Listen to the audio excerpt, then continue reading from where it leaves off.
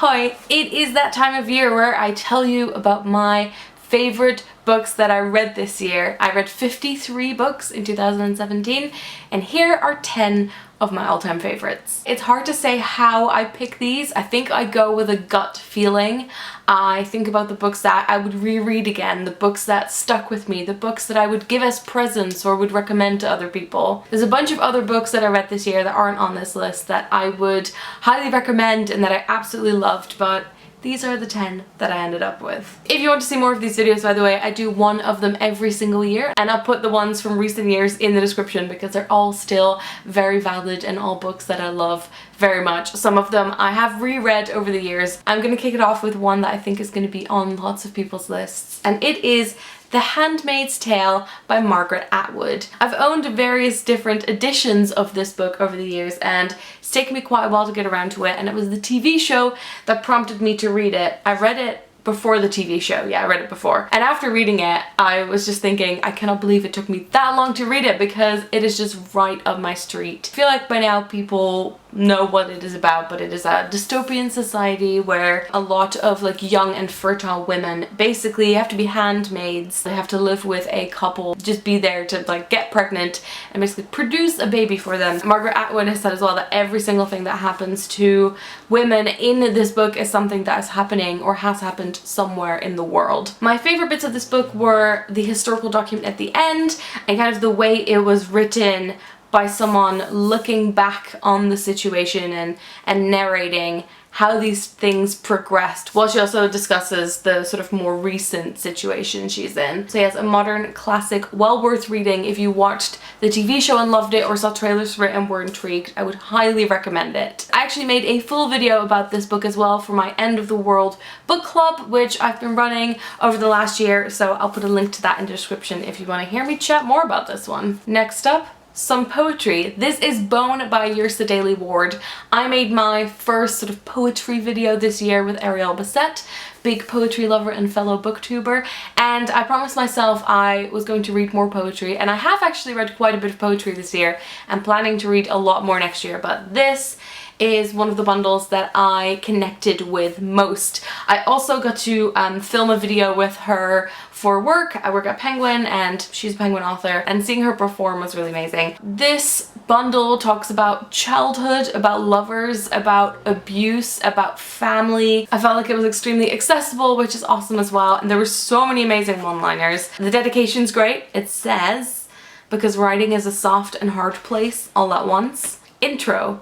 "I am the tall, dark stranger those warnings prepared you for." So yes, this was absolutely fantastic. A lot of these are probably not going to come as a surprise, and I made a video about this book very recently. It is The Knife of Never Letting Go by Patrick Ness. It is a young adult book. It is dystopian. It's set in a sort of new settlers world, kind of like Westworld, like Wild West setting, and it's about a boy who is about to become a man, but then he discovers something and is sent away by his caretakers, basically is given a backpack and is told to run. In this world, everyone's thoughts are sort of projected around them. You can hear everyone's thoughts and they call it noise. You can see sort of flashes of images and flashes of sentences, and the town that he lives in, Prentice Town, is extremely grim, but you don't really have anything to compare it to until he goes on the run. He's also accompanied by someone else who's kind of the person that sets off this whole story. It has a lot of beautifully written, quotable, like wise sentences, but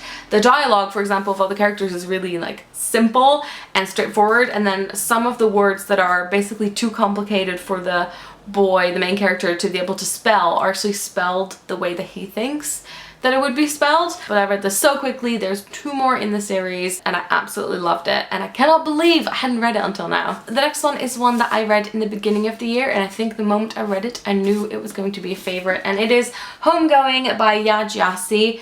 Beautiful cover. I've also talked about this many times before, but it's about 2 half-sisters. One of them gets sold into slavery to the US and the other one marries someone and stays on the Gold Coast in Africa, and then chapter by chapter it goes from generation to generation, switching between the 2 family lines. You actually do get a family tree, which is very helpful. Even though with a lot of the characters you only spend a single chapter with them, I felt like they were so fleshed out and they were so like interesting to read about, and there's so many different kinds of characters. And it's also one that I definitely want to reread in years to come. Then we have Genuine Fraud by E. Lockhart, the author of We Were Liars. I might have just put up a review video of this, but I've definitely talked about it before. This is a young adult thriller. It is written in a chronologically very interesting way. It's about two girls who are friends and about this friendship being potentially not the most healthy. It is super high paced. Once you finish it, you want to start it again. It goes from America to London to, oh, I can't remember the hot place that they're in. And if you enjoy like unlikable, weird main characters, then this is a really good one as well. Then this is The Accident Season by Moira Fowley Doyle, which I read towards the end of the year and talked about in my Halloween video. It is set in Ireland. I listened to the audiobook, which was fantastic. It's about a family that every year they have this period where basically they have a ton of bad luck and they have to be careful that they don't end up dead. But it all starts off when the main character in the book discovers that this one girl that is in her school keeps turning up in all of her pictures on her phone, even when she didn't know that the girl was there. So it's really nice and creepy. It has sort of like that witchy atmosphere. What I love as well is that I was reading the author's blog post where she talks about bisexuality and representation of that, and where she's just like, yeah, a bunch of the characters in my books are bisexual. I don't really mention it, but you can tell when you read the book. So I think that's really great as well. Then there is The Loneliest Girl in the Universe by Lauren James. Gorgeous cover, so shiny. Last time I showed it, I think I had the proof copy. I actually worked with the publisher of this book, Walker Books, to promote the book when it came out. It is about a girl who's born on a spaceship. Both of her parents have died. She was not supposed to be born. Now she's stuck in the spaceship by herself. She's still in touch with NASA. She has like a therapist to talk to every day just to make sure that she can make it through this trip. Then she hears that now technology has advanced so much on Earth that a second ship is being sent her way with a guy in it who is the sort of the pilot of the ship. That ship is going to catch up with her before she actually gets to the new planet to complete the mission she was on.